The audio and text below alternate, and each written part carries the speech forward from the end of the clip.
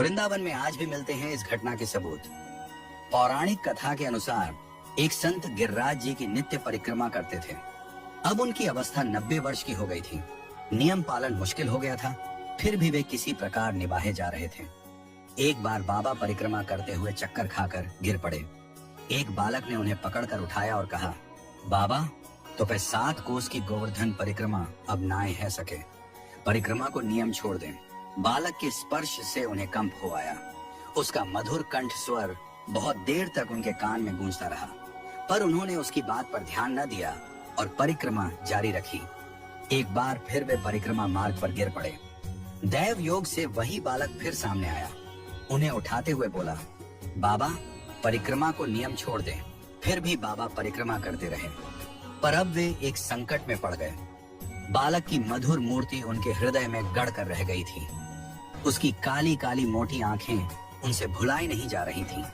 वे ध्यान में बैठते तो भी उसी की छवि उनकी आंखों के सामने नाचने लगती थी। बाबा अब समझ चुके थे कि वह कोई साधारण बालक नहीं हो सकता जिसका इतना आकर्षण है।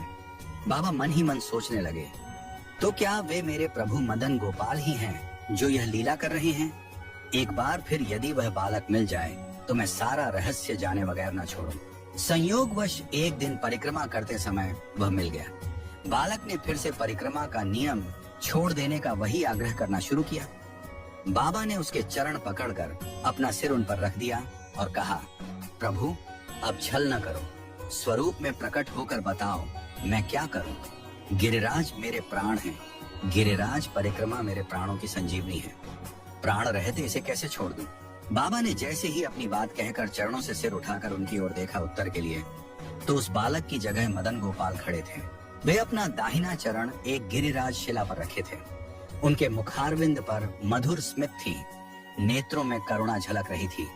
ठाकुर जी ने कहा, बाबा तुम्हारा कष्ट मुझसे नहीं देखा जाता। तुम गिरिराज परिक्रमा का अपना नियम नहीं छोड़ना चाहते तो इस गिरिराज शिला की परिक्रमा कर लिया करो। इस पर मेरा चरण चिन्ह अंकित है। इसकी परिक्रमा करने से तुम्हारी गिरिराज परिक्रमा हो जाया करेगी। इतना कह मदन गोपाल अंतर्धान हो गए।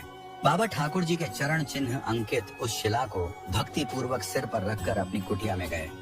उसका अभिषेक किया और नित्य उसकी परिक्रमा करने लगे।